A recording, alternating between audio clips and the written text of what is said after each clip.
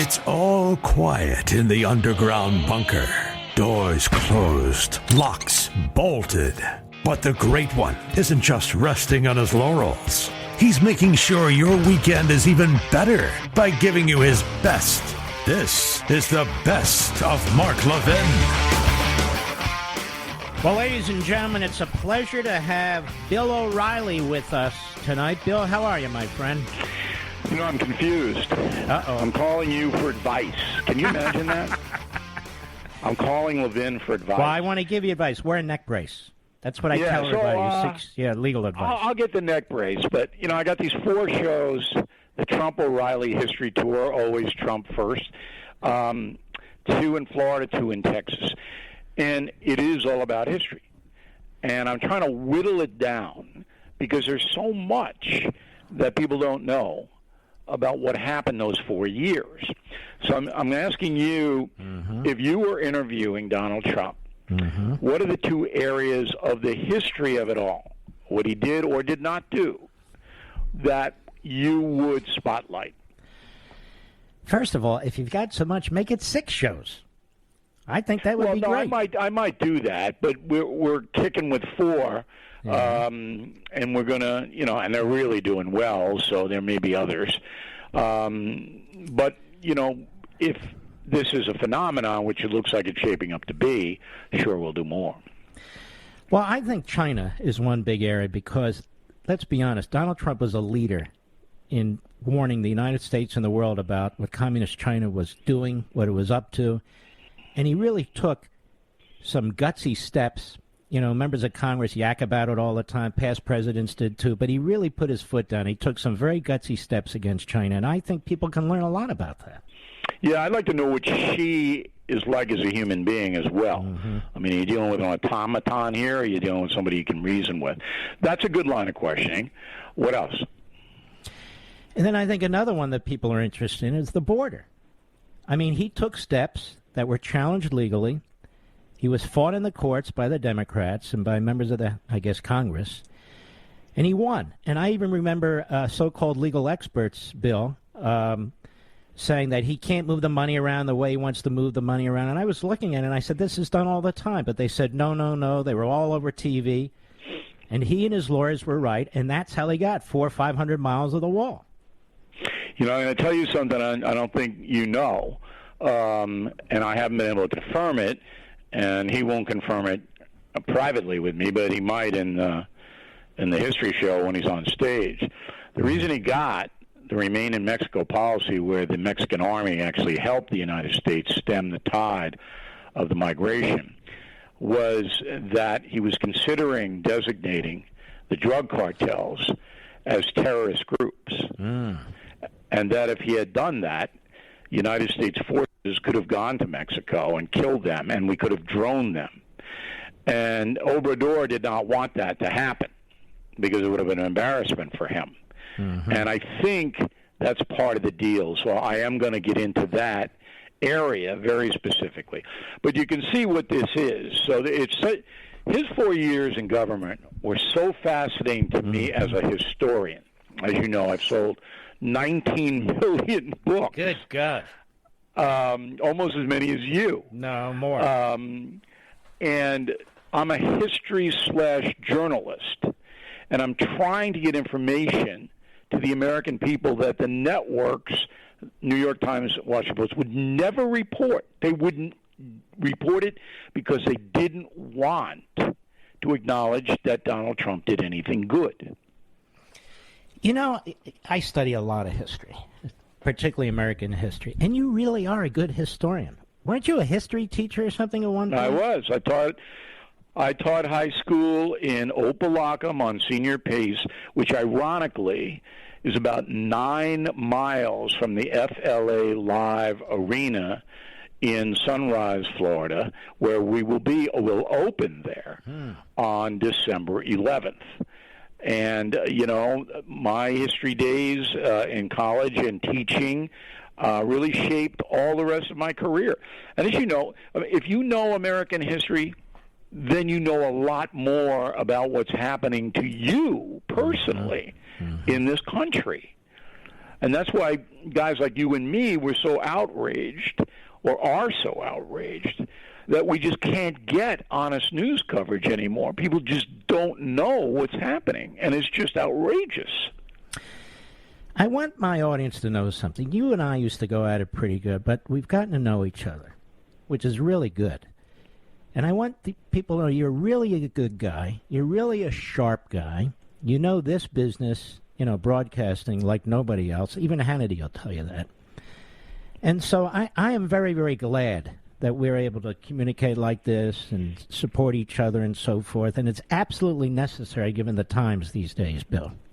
I agree 100%. If you have to have now an alliance of people who want to tell the truth about what's happening in our country, and even though we don't agree on everything and then we come at it from a different point of view, the American people are served by having a number of places where they can go and know they're going to hear what's really going on. And I think that was the detente between you and me. Mm-hmm. So we're on with Bill O'Reilly. Bill, so let me get this straight. You and President Trump are going to 4 different locations for live events? Yes. We'll open up in Sunrise, Florida on December 11th, Saturday, and I hope you'll be my guest to that show if you're down there. Give me that date again. Then what? December 11th, I'm sorry? Yes, December 11th, Saturday. Okay. That's the first show. And then we'll go up to Orlando on the 12th, Sunday, at the Amway Center, where the Orlando basketball team plays. And then next weekend, on the 18th, at the Toyota Center in Houston, and the 19th at the American Airlines Center in Dallas.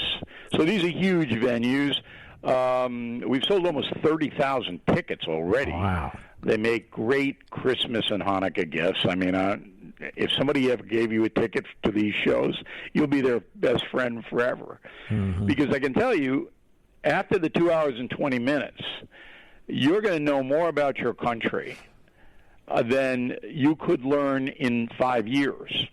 And it's going to be entertaining. I mean, nobody knows what's going to happen. I mean, I'm there, he's there. Anything could happen.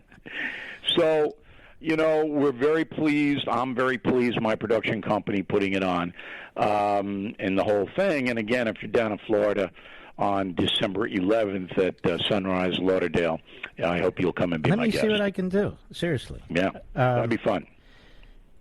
Now, I'm just writing this down. Now, let me ask you this. Will the press be there by No. invitation or no? No press. Good. We are going to videotape all 4 shows for archival purposes, and I will use some of those clips on BillO'Reilly.com, my no-spin news, and on my radio we have 300 stations across the country. In fact, you lead into me at our flagship station, WABC in New York. So it's a Levin O'Reilly thing. And we'll use some clips there. Sounds like a law firm.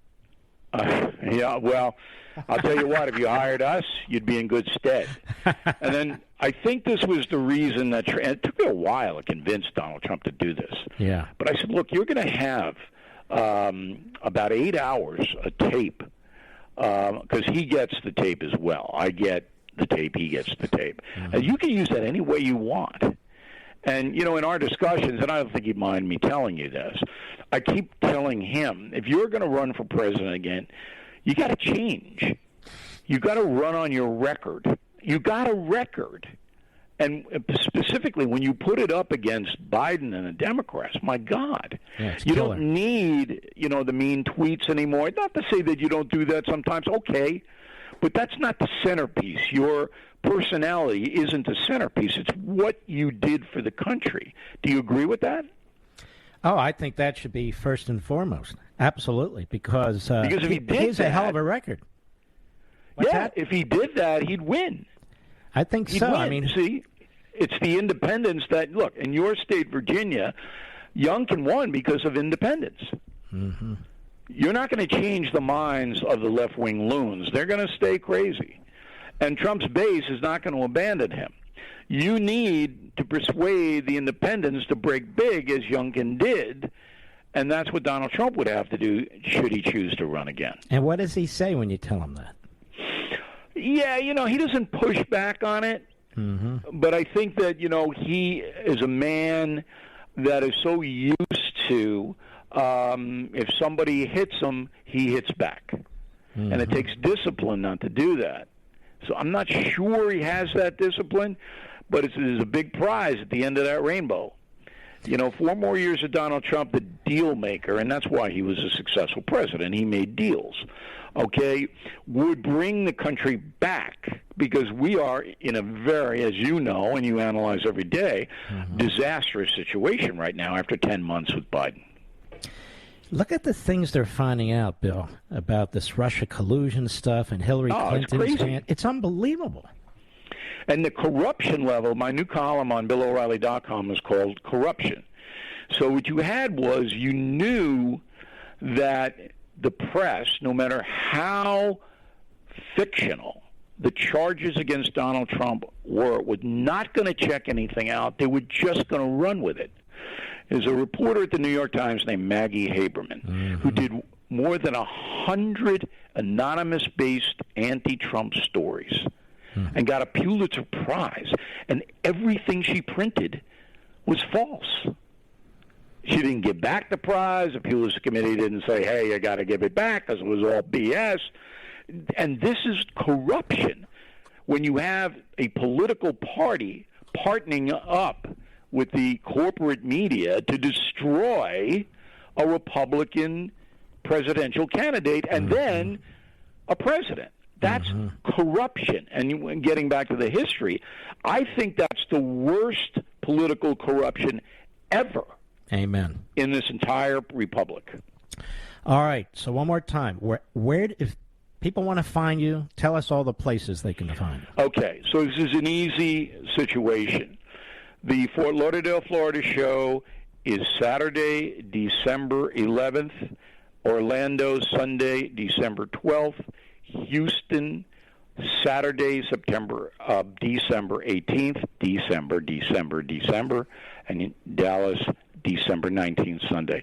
Ticketmaster, all the separate arenas. But if you really want an easy gig, go to BillO'Reilly.com.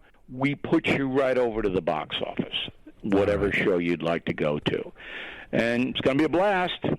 It sounds terrific. Bill, I want to thank you very, very much. Keep up the battle, my friend.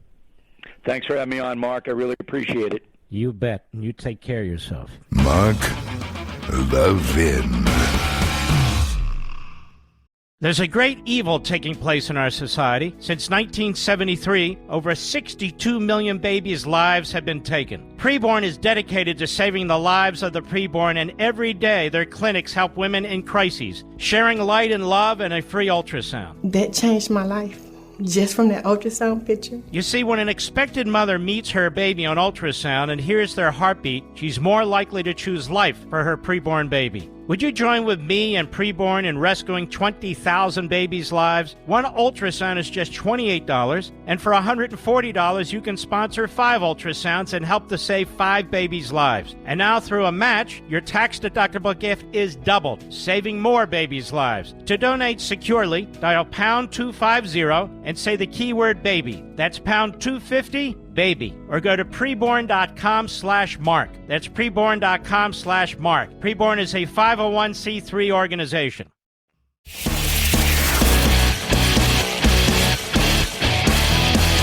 Making your weekend even better. This is the best of Mark Levin. When it was learned that Eric Holder, as Attorney General of the United States under Barack Milhouse Benito Obama, was involved, in fact, led the effort to arm drug cartels from Mexico, where the Department of Justice ordered gun stores in America to sell those guns, so they said they could track the serial numbers on the guns and catch the killers or the people who use them illegally.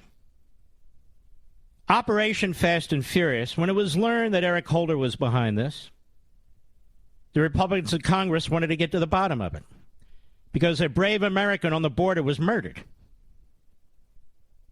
a Border Patrol agent, by one of those weapons. Eric Holder refused to comply with any of the subpoena information. And he refused to answer significant questions about the events. He was held in contempt. And what happened under the Obama administration? And Eric Holder being the Attorney General, what happened with the acting Attorney General, that is the Deputy Attorney General? What happened with the United States Attorney in Washington, D.C., who had first decision to make about whether or not to charge Holder, convene a grand jury? They chose not to. You see, Holder was protected by Obama, who asserted executive privilege. Because this is what the Democrats do. They cover for one another. They conspire with one another. They stick with one another despite all the yammering about how they're divided. In the end, they're not divided. They have the same goal, to turn this nation inside out and to destroy their enemies, to crush them. Not to compete with them, crush them. So Eric Holder was never held to account, not for the death of a brave American hero or for arming the enemy, drug cartels in Mexico. Now we have Steve Bannon. There is no evidence that Steve Bannon was leading an insurrection on January 6th. And yet, this committee, put together by Nancy Pelosi, in which she rejected the members that the Republican leader, Kevin McCarthy, had proposed, literally rejected them. Instead, took Kinzinger and Cheney, two never-Trumpers. This committee has issued hundreds of subpoenas, hundreds, for text messages and emails and documents and depositions, including secretaries and other people who work for Donald Trump who wouldn't know anything, and it doesn't matter. Nancy Pelosi, once again, using the resources of the American taxpayer and the House of Representatives for brazen political purposes in what would make Joseph Stalin a happy man if he watched this. And so Merrick Garland, who lied to Congress under oath about the coordination of the memo that his department had, among others, with the National School Board Association, who won't be charged with anything since the Democrats control all the federal prosecutors in the Department of Justice and the FBI. A liar who perjured himself, in my view. A liar whose son-in-law has made millions off of pushing critical race theory, when, of course, he should have recused himself. Stands up today or issues a statement saying that the indictment of Steve Bannon is a demonstration that they support the rule of law. No, they support the rule of the Democrats. And they will use the Department of Justice. They will use the FBI. They will use U.S. attorneys. They will use intelligence agencies. They will use whatever they can with the blessing and indeed the support of the corrupt propaganda media to damage Republicans, to damage the ex-president. And this is why people like Chris Christie and the Bushes and others are so loathsome. Because they give aid and comfort to this kind of tyranny and totalitarianism. There are criminal investigations that have taken place, led by the Department of Justice, which says this is the biggest investigation they have ever had with more resources than they've ever used. January 6th. Pretty shocking when our cities were burning. Law enforcement was under attack, including federal law enforcement. People were being killed. People were walking down the streets brazenly with weapons. That didn't seem to get the attention of Christopher Wray and the FBI. They were too busy playing a major role in the quote-unquote kidnap of the governor of Michigan, Whitmer. And apparently were very busy with agents that had secreted themselves among the crowd on January 6th. And in fact, you look at this guy, Ray Epps. If in fact he was working for the FBI, nobody can seem to find him. He hasn't been charged with anything. His face is notorious. Who out there caught on video after video pushing people to attack the Capitol building, telling them where to go in the Capitol building and so forth. As much as the media, the never-Trumpers, and the Democrats want to say it, this was not an insurrection, let alone an insurrection led by President Trump. How could it be an insurrection led by President Trump when he's the one that offered 10 to 20,000 National Guardsmen to protect the Capitol building, and Nancy Pelosi said no? And how can this be anything close to a committee trying to get the facts when time and time and time again, Broomhilda, a.k.a. Liz Cheney, is giving speeches and interviews already convicting the former president and the people around him? Why have an investigation then? Why subpoena? Why depose people? This is a rogue, a rump committee. That's what it is. And so now Bannon is indicted, and perhaps a very, very honorable man, a man of deep faith, who has served his country so well, Mark Meadows, former congressman, former chief of staff to Trump. The chairman of this committee has announced that he intends to move to have him held in criminal contempt as well. When you look at the lawlessness in this country, whether it's Black Lives Matter, Antifa, whether you look at Biden with the open border, it's shocking. Who gets punished and who doesn't? Who gets punished and who doesn't? You have this piece of crap, the head of Black Lives Matter in New York, threatening to kill people. Congress doesn't even blink.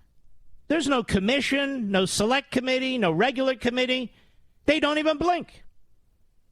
Wasn't the Proud Boys or whatever they call themselves or the other group or this group or that. It was the head of Black Lives Matter in New York City.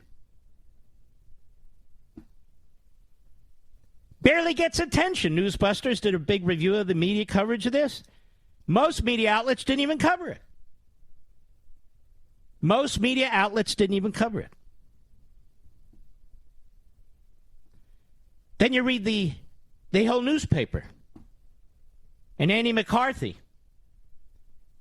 who I knew well over the years, who I don't talk to anymore and I haven't for several years. Andy, a long-time never-Trumper, writes this long piece, rambling, in my view, almost incoherent.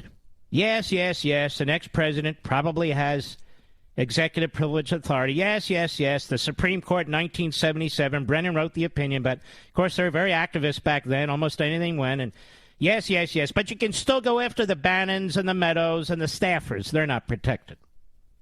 And he strongly urged that the select committee, the Nancy Pelosi committee, do exactly that. Because, after all, you can't defy Congress. They want to find out what took place. They want to find out what took place? Really? They want to find out what took place? Don't they want to know what Nancy Pelosi did in the run-up to January 6th? Don't they want to know what the FBI did in Norfolk, Virginia, the NYPD? They all gave information to Christopher Wray's office about information they were receiving. Don't they want to know why Christopher Wray let that information sit on his desk for 3, 4, 5 days in a row and didn't act on it? No, they don't want to know any of that. Don't they want to know why some of the video that we've been allowed to see as the American people, much of it not, show Capitol Police waving people into the Capitol building?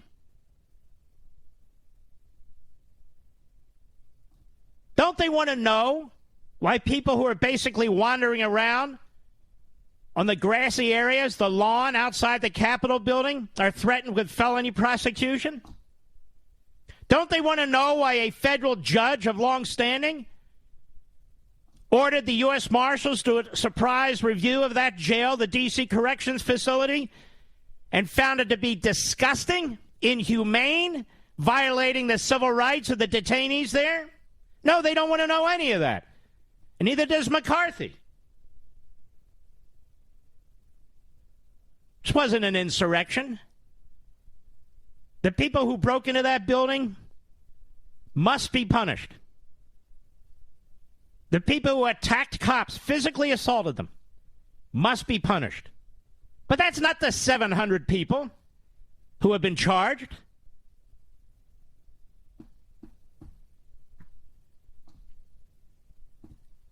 And they continue to go after Trump, and they continue to go after his people. This is what totalitarian regimes do. This is what they do.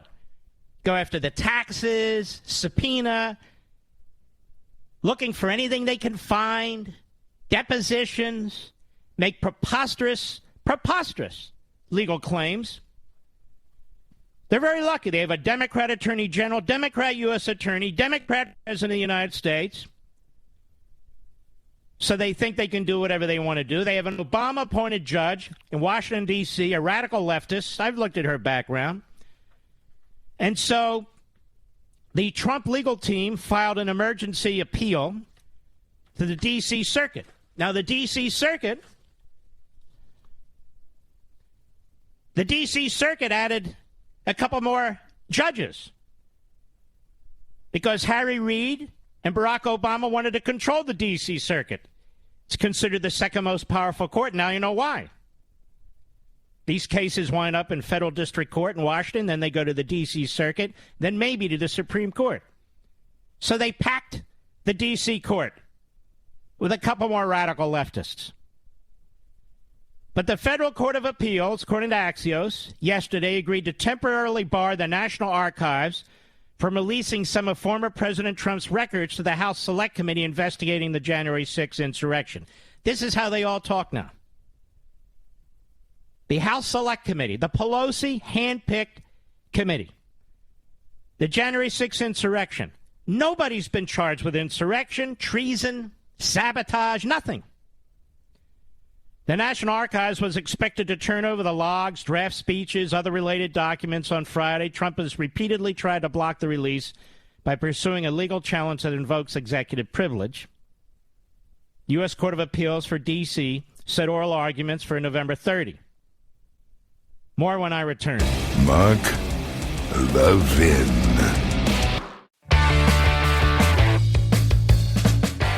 You're listening to the best of Mark Levin.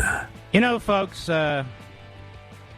Julie Kelly at American Greatness deserves a Pulitzer Prize. I think the media that got Pulitzer Prizes on the Russia collusion story should turn those in, but they won't, of course. And Julie should get at least one of those. And she wrote a piece yesterday, Where Are the Neon-Hatted Proud Boys?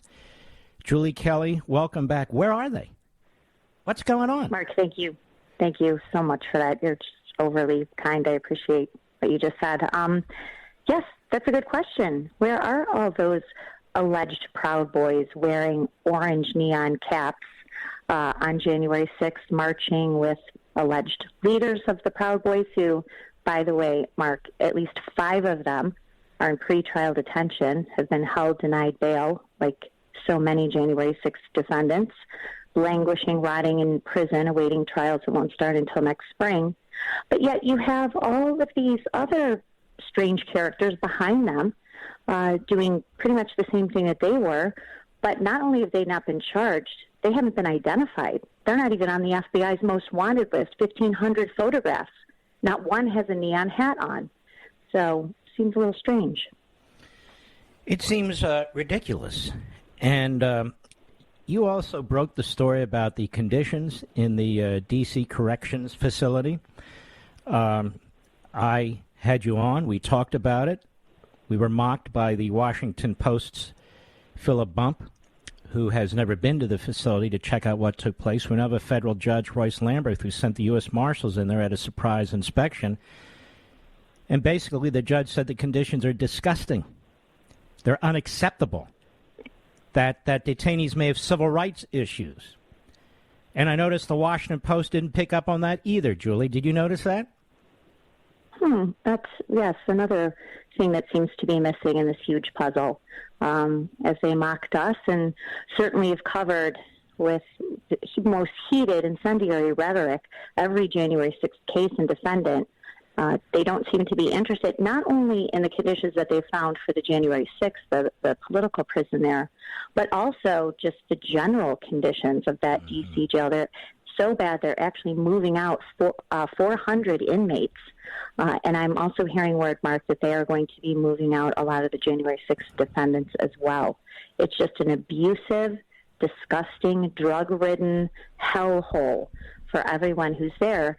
But it's important to note that the January 6th defendants have not been convicted of any crime yet. Mm-hmm. They are simply there under pretrial detention orders dictated by D.C. District Court judges who are as bad as federal prosecutors. You point out here BuzzFeed's investigative report in the Whitmer case, the governor of Michigan, which exposed the use of at least 13 FBI undercover agents and informants, described Operation Cold Snap as a far-reaching, multi-state domestic terrorism investigation into alleged militia groups. The 13 non-FBI perpetrators of the Whitmer kidnapping scheme were ensnared or entrapped, as their lawyers argue, under the ruse of Operation Cold Snap. The point is, their lawyers, and they argue, we wouldn't even have thought about doing this stuff. These guys were dragging us by our nose, pushing us to do it, dragging us to do it, encouraging us to do it. As I understand, the head FBI undercover agent, he's now been charged with domestic abuse or something of that extent. Why in the world are they encouraging people to kidnap the governor of Michigan? Well, because the timing was perfect for them. This is another example, Mark, of the FBI interfering in an election. Because what happened was you had 13 undercover agents, informants, and handlers who helped single-handedly concoct this scheme, get sort of these random sad sacks to act as the perpetrators. They plotted everything. The FBI paid for organizational trips. They paid for surveillance trips. One of their key informants held what was called the National Militia Conference. This is legit. In June of 2020, begged people who were just on random Facebook accounts, groups, to come to this conference. There were feds everywhere. And as BuzzFeed noted, and anyone who hasn't read this investigative report really should, as they noted, without the FBI, this never would have happened. But, of course, the arrests and the announce occur when? October 8th of 2020, the key state of Michigan, as early voting is underway. Who knows how many votes were affected by, this caper got nationwide headlines. Gretchen Whitmer held a dramatic press conference. Joe Biden made all kinds of comments about how this was Donald Trump's fault. And so this is just an extension of that Operation Cold Snap leading up to the events of January 6th.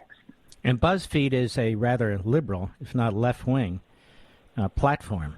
And so I want to go further here, you say, that the defendants in this case are in the process of receiving long-delayed discovery from the Justice Department that will gradually reveal the full extent of the FBI's involvement in several January 6 cases.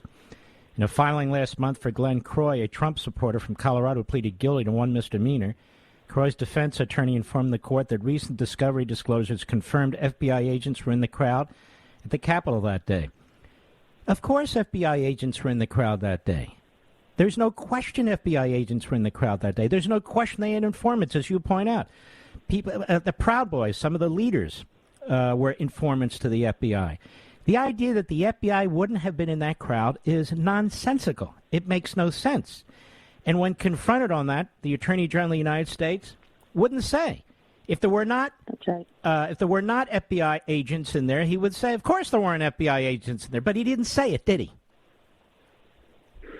He did not, and you're talking about when Representative Thomas Massey confronted Merrick Garland with clips of a man named Ray Epps, who was all over, not just January 6th, but the evening before, encouraging people, protesters or demonstrators, just Trump supporters, that they were going to storm the Capitol. We're going to go into the Capitol, he kept saying. He was on Constitution Avenue as people were leaving Trump's speech. Okay, the Capitol's this way. We're going that way. He was also, Mark, more importantly, right behind Ryan Samsel, who's hearing, I covered today, another travesty. And the question now is, as you point out, why have certain people not been arrested? People who are prominent in video, people who are prominent in photographs, why have they not been arrested? And in particular, there's this one fella who's running all around the place. We've seen it in the video that was recently released. And by the way, as you know, Julie, the prosecutors didn't want to release any video if they get away with that. Who's running around instigating, urging people, as you point out, to go into the Capitol. The Capitol's a big guy. What was his name? Epps? Ray Epps. Yeah. Where is Ray Epps? What do we know about Ray Epps? So Ray Epps is sort of like the Where's Waldo of January 5th and 6th. He sort of pops up everywhere, and you see him instigating people and instructing people what to do, including, as I said, Ryan Samsel, who was the first protester to breach police lines on the west side of the Capitol. Right before he did that, Ray Epps whispered in his ear, and he turned his hat around, Make America Great hat, so everyone could see it, and confronted police, and that initiated the first breach of the Capitol right before 1 o'clock on January 6th. Ray Epps does have ties to the Oath Keepers. Apparently several years ago, he was the head of the Arizona chapter of the Oath Keepers, so he has some ties to Stuart Rhodes, who, as you said, is the founder of the Oath Keepers. He is person one in every Oath Keeper. There's now on their fifth superseding indictment in that wide-ranging conspiracy case. 20 defendants, including 3 who are still in the D.C. jail under pretrial detention, accused of no violent crime, by the way, Mark. But Stuart Rhodes is still walking around a free man. And it's not even clear that he's been interrogated by the FBI, you know, as the FBI goes across the country, raiding people's homes, bashing down their doors at 5:30 in the morning, arresting them, interrogating them in front of their children. Yet Stuart Rhodes is still walking around. How is this possible? How is Ray Epps still free?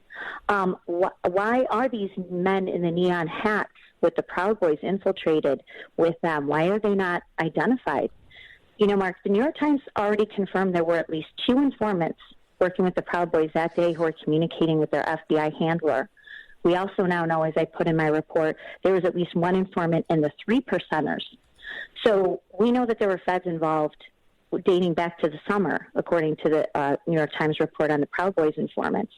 So we need to know, as Thomas Massey has raised this question and others, how many informants, undercover agents, were involved in the events before and on that day?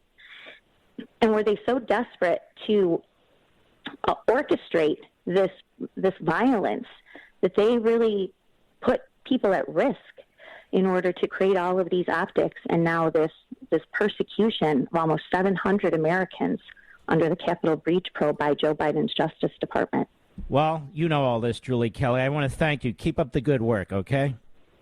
Thank you so much, Mark. Thanks for having me on. Mark Levin.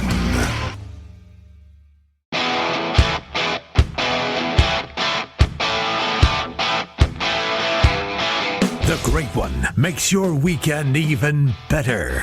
This is the best of Mark Levin. I've been watching, as many of you have been listening or watching, the Kyle Rittenhouse closing arguments. There's no dispute over something the prosecution said, because I keep stepping on it regarding the Fifth Amendment, but I won't get into that right now.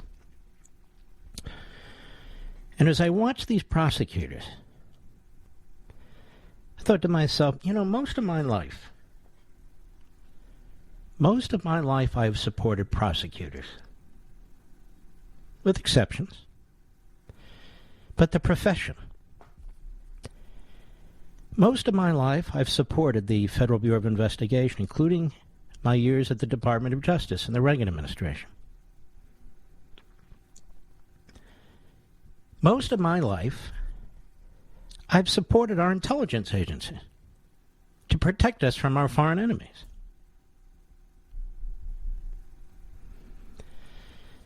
What has happened here? And I think most of you are like me. What has happened here? That prosecutors bowed to the mob and become the voice and the instrument and the tool of the rioters and the racists. What has happened to the Federal Bureau of Investigation, an organization I held in the highest regard, that it's now used to target Trump supporters, James O'Keefe, people who believe in liberty, people who have done nothing wrong? What has happened? And I started thinking about this. And watching the closing arguments in the Kyle Rittenhouse trial really kind of crystallized this for me.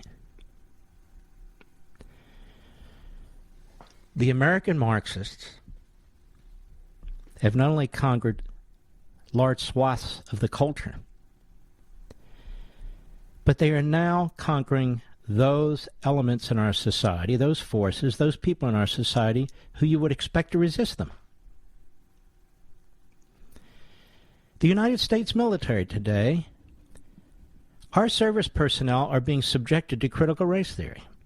Critical race theory is the poison through which this is occurring. They tried it at law schools, they tried it at colleges and universities, and it's worked. And it's worked. Our children and our grandchildren, when they go through these school systems, especially the Ivy League schools, most of them come out differently. Certainly many of them come out differently. Because they're not being taught how to think, how to challenge, and so forth. They're being propagandized. They're being brainwashed. This is something that was promoted by John Dewey after he observed what Stalin was doing. The so-called progressives, who aren't progressive at all. They're the children of the Marxist movements. Because look at what they're trying to do to the military now. They view the military as the enemy, but they can't beat the military in any way, so why not brainwash it? Police forces that resist the rioters and what's taking place, the racism and so forth, what happens? The Department of Justice comes in and effectively nationalizes them. Puts them under the deepest kind of scrutiny, not for lawlessness, but for ideological reasons. Look at the prosecutors. Whether it's the Manhattan DA or whether the Attorney General of New York, whether it's the Attorney General of the United States, everything they do is to advance this political, racist, ideological agenda. Everything. And if you stand in the way Trump does, or the way Bannon does, or the way Mark Meadows does, or the way anybody does, or even James O'Keefe, who hasn't done anything, they're going to crush you. They're going to crush you because this is the ideology now. What else? Look at immigration, federal law enforcement. Look at the Border Patrol and ICE. Completely defanged. So they don't defund them because people don't like that word, and they know it's politically a hot potato. So they just, may I say, deball them, which is take all their authority away from them without effectively eliminating them or defunding them. And then trying to brainwash them too. And then, of course, Joe Biden is now on the pace of appointing as many judges as Donald Trump. And Donald Trump's appointments were historic in number. So what's going on here? It is a reign of terror. It is a reign of propaganda. It is a reign of uniformity, conformity. And they're using the vaccines this way as well. I can bring 25 top experts on this program, all of whom will disagree with what Biden's doing. Forget about the law for a moment, from a scientific perspective. Kids 5 to 11? Oh, yeah, you parents, you better buckle. You better buckle under whether you like it or not. Are people who have religious objections? Anybody remember Plymouth Rock around here? How this nation was founded in the first place? Or, if you don't accept what the central government's telling you, they will impose it on you. These police powers belong to the states. They don't belong to the federal government. OSHA has no authority over vaccines, which is exactly why the Fifth Circuit Court of Appeals, at least 3-judge panel, stepped in. And I pray to God that that'll be upheld, but Joe Biden's busy changing the judiciary as I speak. The threats to the U.S. Supreme Court by this cloud of packing the court and changing the court has been hanging over that court since Joe Biden was sworn in. Since Joe Biden was sworn in. Professors who don't go along with these colleges and universities, they're blackballed. They're targeted. Teachers who don't go along with the school boards, some of them lose their jobs, they're put on suspension, what have you. And in addition to the military and the police, in addition to what's happening to prosecutors, how they're undermining federal immigration law enforcement, they've taken this ideology now into our elementary schools, our middle schools, and our high schools. That's why people are rebelling. I heard a friend of mine on radio say the other day, we don't have to worry about critical race theory anymore. He couldn't be more incorrect. He couldn't be more wrong. These people don't give up because they lose an election. They lose an election, they move on to some other methodology because this is a Marxist ideology. Critical theory gave birth to critical race theory. And the whole point of both is to discredit and undermine support and allegiance to our founding principles and our founding. What do you think the riots were all about 2 summers ago? Pulling down monuments, attacking American history, trashing Abraham Lincoln, George Washington, all the founders.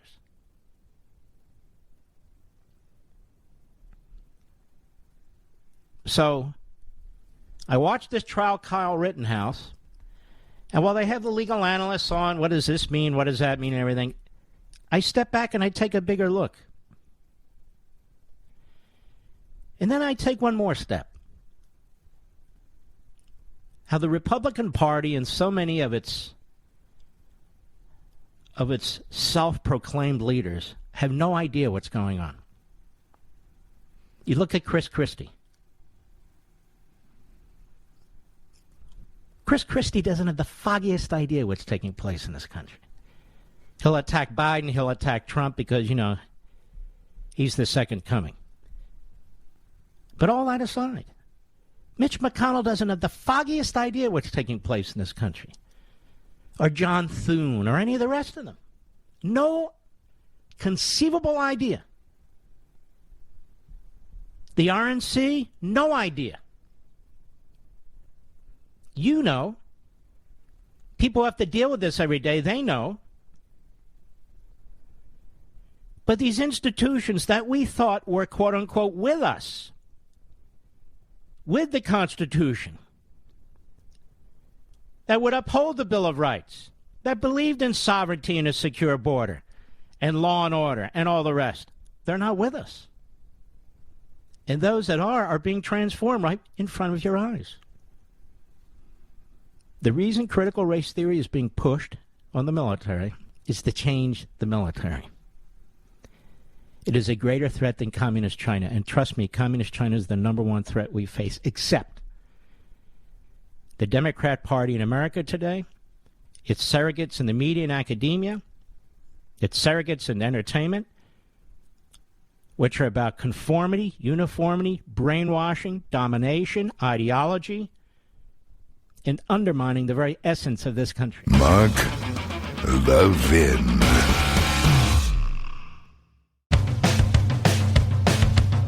We're giving you nothing but the best of Mark Levin. There have been some liberal media sites and some liberals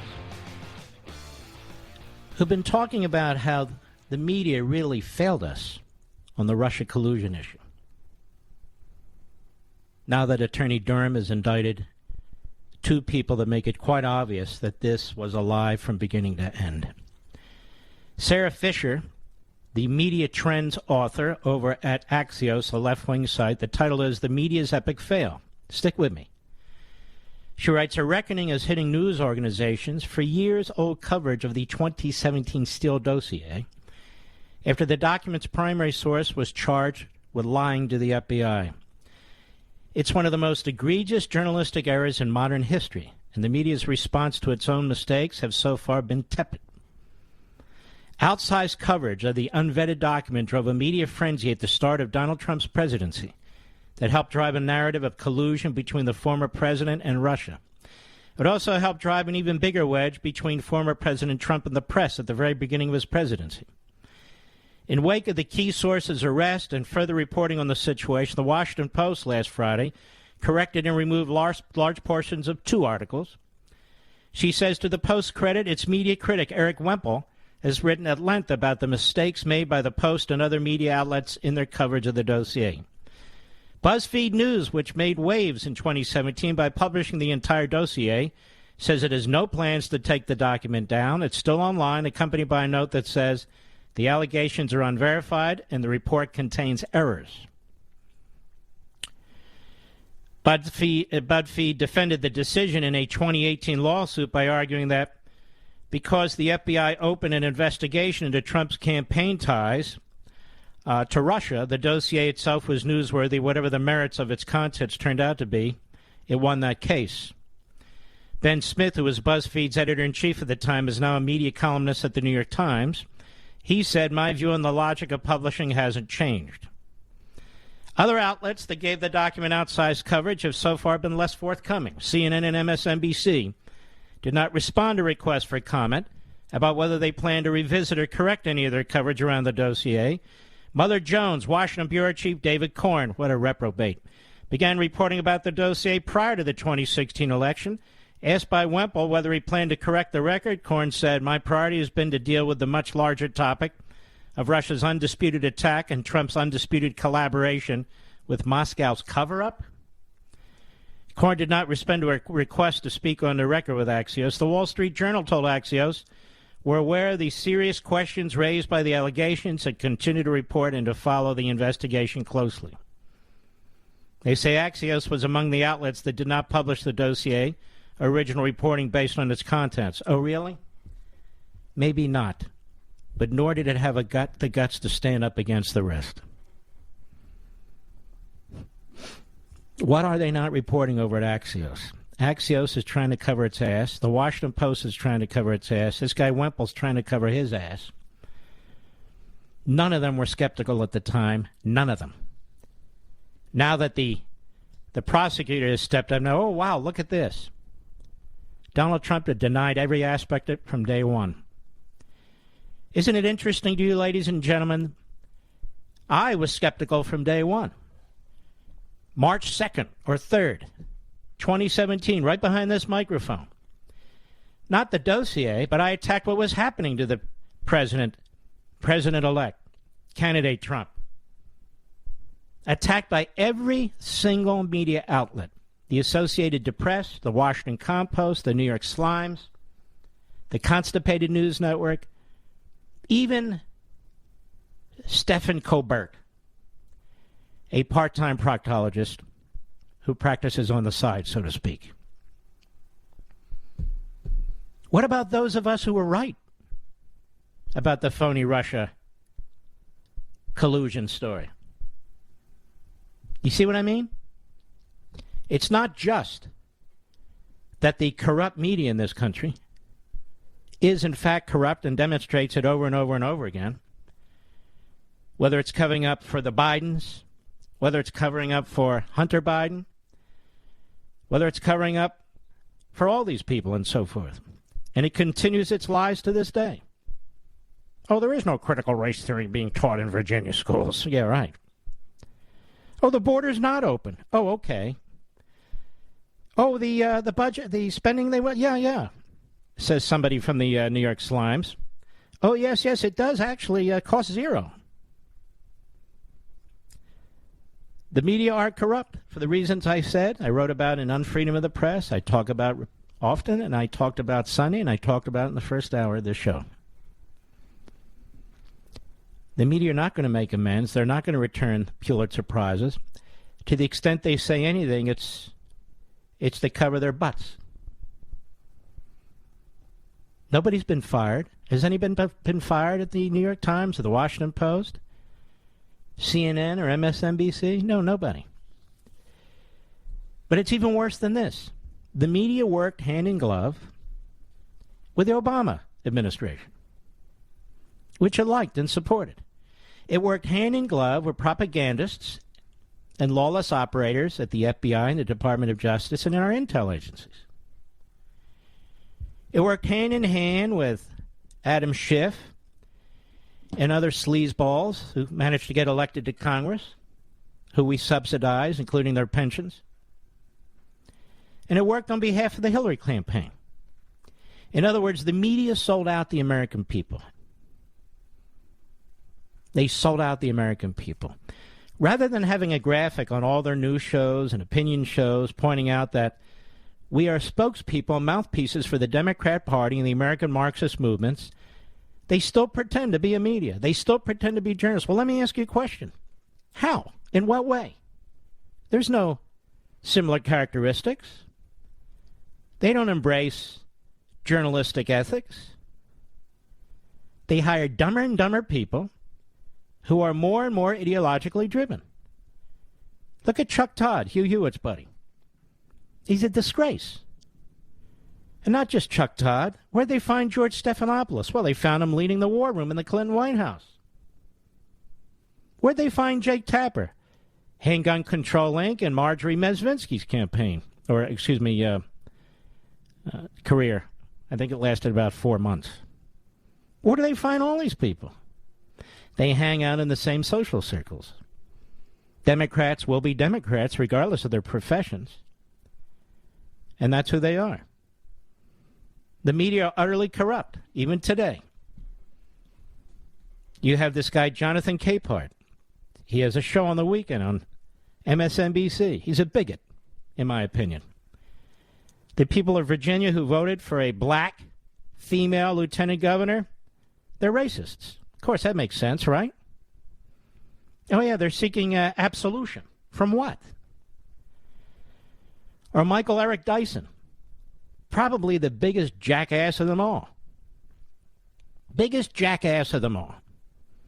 Speaks quickly and still is a moron, in my humble opinion. But they're not alone. Look at Scarborough. Scarborough sold whatever principles he had, which weren't many to begin with, for a gig at MSNBC, where his 12 viewers ensure that he gets paid millions of dollars a year as he broadcasts from Jupiter, Florida. I have no problem with that. But don't lie about it with the phony pictures of the Capitol building behind you. Joe Scarborough and his wife, they're not in touch with the public. Not in the least. The media's epic fail, says Axios. Well, you can include Axios, too, because Axios, even though it's one of the newer of the platforms, It didn't stand up and yell enough. No. The media are not separate from the bureaucracy, from the government, as long as that bureaucracy and government are controlled by the party it supports. Otherwise, it's out to destroy you. And they're still out to destroy Trump. There's a piece in the Daily Beast, which is truly a pathetic, phony website. But somebody sent it to me over the transom, all it comes, that Liz Cheney and Chris Christie really have a chance to stop Trump, even if he wants to run in 2024. So here you have a radical, left-wing, Democrat-supporting site pushing Liz Cheney and Chris Christie. Pushing them. Trying to create opposition to Donald Trump. Chris Christie doesn't have a snowball's chance in hell to do anything. And Liz Cheney less. It's because it's not a serious media platform. It's like Mediaite that takes half its stories from Media Matters. They're all a joke. They're all ideologically driven. They have no interest in real news. If they had interest in real news, they'd break some real news, like, why is the FBI under Biden going after Project Veritas? Even the ACLU has finally raised questions about it. We salute our armed forces, police officers, firefighters, and emergency personnel. Thank you, my beloved audience. Grab your copy of American Marxism. Thanksgiving's almost here. And I'll see you tomorrow.